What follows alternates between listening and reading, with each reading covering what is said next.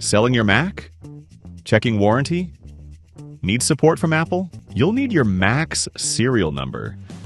And if you're like most users, you probably have no clue where to find it or how to check what it means.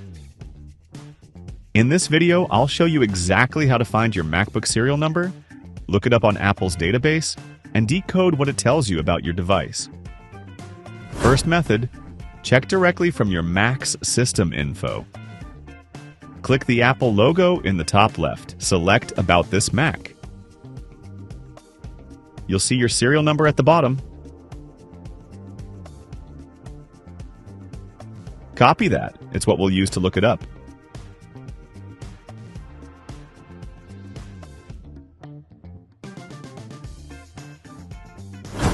If system settings isn't loading or you prefer command line, Step 1. Open Terminal. Step 2. Type this command. Step 3. Press Enter. Your serial number will show right there.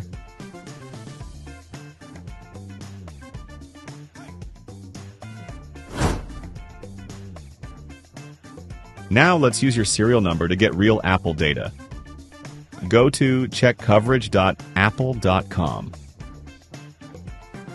Paste your serial number and fill in the CAPTCHA.